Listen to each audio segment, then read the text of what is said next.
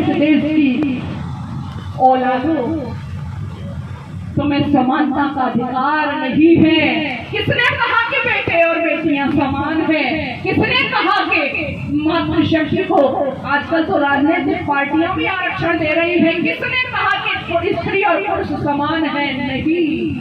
कई लोग तो भावावेश में पहले कह गए कि नारी नरक का दरवाजा है, किसी ने कहा नारी पैर की जूती है, किसी ने कहा कि ज्वार को जितना पीटो, ढोल को जितना पीटो, नारी को जितना पीटो उतना ही अच्छा है, तो किसी ने जोश में कह दिया नारी सिर की पगड़ी होती है। लेकिन मेरा अपना विचार है कि ना तो नारी पैर की जूती है, ना किसी के सिर की पगड़ी है। नारी के साथ तुलना तो हो ही नहीं सकती। क्यों? क्योंकि ईश्वर के बाद यदि दूसरा किसी का रूप है तो वो एक माँ है, और किसी के साथ में कोई तुलना नहीं हो सकती। बेटे बेटियां बराबर नहीं है, बेटियां महान है। और मैं ऐसी बेटियों को समझाया करती हूँ कि आप कहती हो हमसे ही क्यों कहा जाता है, और आप भी ध्यान से सुनना। कई बार आता है बहने, आप जेवर पहनती हो ना, जेवर आभूषण, तो जो हम स्वर्ण आभूषण पहनते हैं, सोने के आभूषण देवियां पहनती हैं, तो किस तरह से उनको पहनते चलती हैं बताइए। आप रास्ते में जा रही हैं, आपने सोने की जंजीर धारण कर रखी है, झुमके डाल रखे हैं, तो बस उसको ऐसे करके छिपा छिपा के, क्यों? क्योंकि डर है रास्ते में कोई, बोलो, लूट नहीं ले, कोई काट नहीं ले। और दूसरा, ये जो मुलम्मे वाली फर्जी वाली चलती हैं, उनको पहन के भी छिपाती है क्या? नहीं छिपाती ना। मेरी बात को समझने की कोशिश करना। जो हम फर्जी वाली पहनते जाते हैं, जो गिलेट वाली पहनते हैं, उसको हम नहीं छिपाते। क्या पता चला कि जो जितना मूल्यवान होता है उसको उतनी ही ज्यादा सुरक्षा प्रदान की जाती है।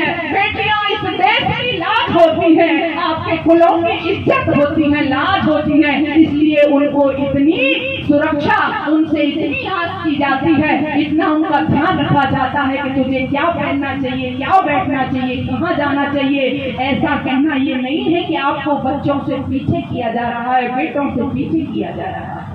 आप उनसे महान हैं, बेटियां उनसे आगे हैं, आप मूल्यवान हैं इस समाज के लिए, इसलिए उनको ऐसा कहा जाता है। लेकिन वो उस बात को न समझ करके जब उनको इकराम, आदिल, रहीम जैसे बहका लेते हैं तो मेरा दिल रोता है।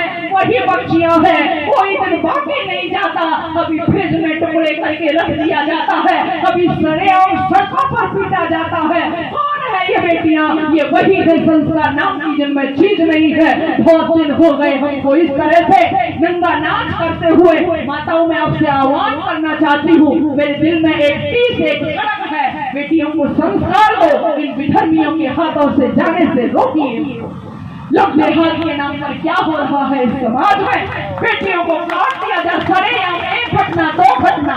अगर आपसे अपने बच्चे नहीं समझ रहे हैं, आप क्या देश को दे सकते हो? आप भार हो इस देश के, आप क्या करोगे? अगर आप श्रेष्ठ संतान इस धरा को नहीं दे पाए, अगर आप अच्छे पुत्र और पुत्री इस समाज को नहीं दे पाए, तो बेकार है आपका जीना, धिक्कार है ऐसे माता पिता को। मैं खुले इस मंच से कह रही हूँ, मेरा दिल रोता।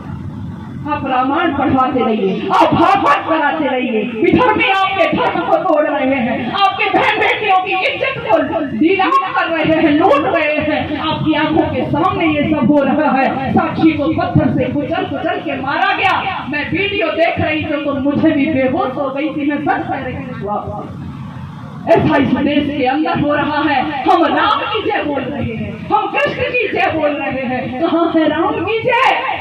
आप देखिए तो सही, राम की जय कब होती?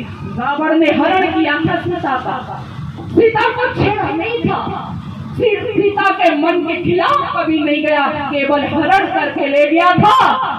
उस एक सीता के हरण होने पर राम ने सोने की लंका को विध्वंस कर दिया था। द्रौपदी का अपमान हुआ था। द्रौपदी का अपमान होने पर महाभारत जैसा घोर संग्राम हो गया था।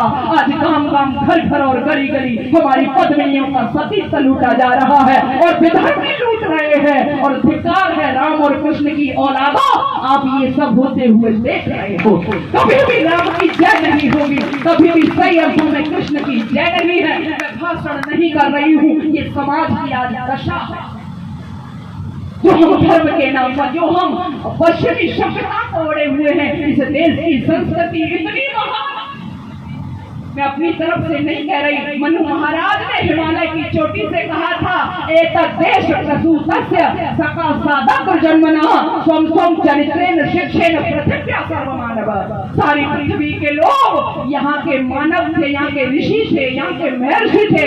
उनके चरणों में बैठ करके चरित्र की, आचरण की शिक्षा लेते थे। और आज हम क्या कर रहे हैं?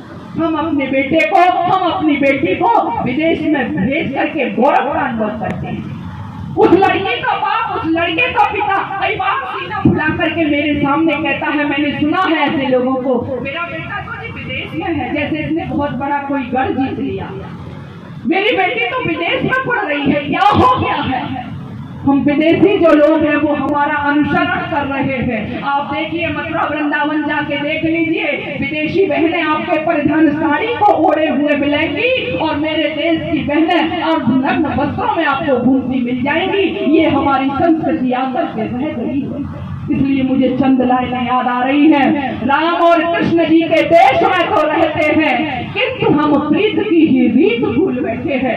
राम और कृष्ण जी के देश में तो रहते हैं, किंतु हम प्रीत की ही रीत भूल बैठे हैं। जिन्हें अपना के हम बने थे जगत गुरु, ऐसे पद छंद और गीत भूल बैठे हैं। पाश्चात्य सभ्यता में ऐसे रंगे भारतीय आचरण अपना पुनीत भूल बैठे हैं। अरे कैसे हो उजाला, कैसे हो उजाला? अंधकार है तुम्हारी बहन, क्योंकि हम अपना अतीत भूल बैठे हैं, क्योंकि हम अपना अतीत भूल बैठे हैं। इसलिए आइए हम अपने अतीत को याद करें। ये समाज में जो चल रहा है, केवल मेरे बोलने से, आपके सुनने से या और भी लोग जो भाषण करेंगे उससे नहीं होगा। इसके लिए हमें आगे बढ़ करके आना होगा। अपने आप ज्यादा समाज पर ध्यान नहीं दो। समाज की सेवकता है आपके परिवार, केवल अपने परिवारों में अपने बच्चों को बचा लीजिए।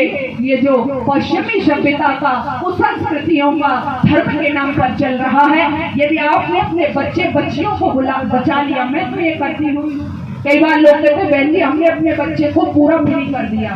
मैंने कहा कैसे कर दिया? कि उसको कोई दिक्कत नहीं, अच्छे सा घर बनवा दिया है, गाड़ी दे दी है, बैंक बैलेंस है। मैं कहती हूँ, अरे लोगों, आप इनको भले ही बैंक बैलेंस मत दो, आप इनको कोठी मत दो, कार मत दो, बंगला मत दो, केवल कार को छोड़ के संस्कार इनको दे दो। जब संस्कार इनको दे दोगे तो ये सब अपने आप कमा लेंगे। और यदि संस्कार विहीन है तो हर समय आपका जहां भी जाएंगे आपकी इज्जत से खेलेंगे और इस देश का नाम नीचा करेंगे। इसलिए मैं कह रही थी, पहली जिम्मेदारी माँ की है। समय तेजी से भाग गया, इसलिए मैं एक बिंदु को ही छुपाई। दूसरी, आप लोग ये मत समझना केवल माताओं से ही कहा जा रहा है। मैंने जहाँ से बात शुरू की थी कि इंसानियत कब हो सकती है, संवेदनाएं कब जागृत हो सकती है, जब हम मनुष्यों का निर्माण करेंगे। उसकी पहली इकाई कौन थी? माँ। और दूसरी इकाई पिता। ऐसा नहीं है आप बच गए, आज पिता भी अपने आप को अपनी जिम्मेदारी से अलग किए हुए हैं, वो भी व्यसनों में लिप्त है। तो बताओ, बच्चों की गलती नहीं, मैं नहीं मानती कि आपके बच्चे आपका कहना नहीं मानते, इसमें उनकी गलती है। पिता भी अपनी जिम्मेदारी से भाग गया। तीसरा नंबर आता था गुरु का, आचार्य का। आज आचार्य है, आज आचार्य नहीं है। आप कहोगे गुरुकुलों में आपको आचार्य मिल जाएंगे, लेकिन आज तो सर है, आज तो टीचर है, आज तो मास्टर है, आज तो मैडम है। इसलिए आज न आचार्य और न ब्रह्मचारी। आचार्य कौन होता था? आचार्य अकस्मात निरुक्त एक ग्रंथ है, उसमें निर्वचन करते हुए आचार्य कहते हैं आचार्य अकस्मात। फिर इसका उत्तर था आचार्य आचारम ग्राह्यति आचरोति अर्थान बुद्धि। सिवा आचार्य वो होता था जो अपने शिष्यों को आचरण की शिक्षा दिया करता था। आज तो बस वो भी मास्टर एक मनोरंजन पे कवि हुए हैं, इन्होंने लिखा है मास का वेतन लेकर के तलने वाले। तो आज तीनों ही पाठशाला जब बिगड़ गई, न माँ की, न पिता की, न आचार्य की, तो इसलिए हमें ऐसे बच्चे धरा पर मिल जाते हैं जो नित्य प्रति हमारी संस्कृति को धूमिल करते हैं और हमको नीचा दिखाते रहते हैं। इसलिए आओ समस्या का समाधान होगा, हम रचनात्मक कार्य करें, अपनी जिम्मेदारी को समझें, तो अवश्य ही हम फिर से इस धरा पर वैदिक संस्कृति को स्थापित करने में सक्षम हो जाएंगे। और फिर वो दो लाइनें जो कवि ने लिखी थी, कहेगा जगत फिर से एक स्वर में सारा, वही वृद्ध भारत गुरु है हमारा, वही पूज्य भारत गुरु है हमारा। ऐसा हम कर सकते हैं। बहुत बहुत धन्यवाद।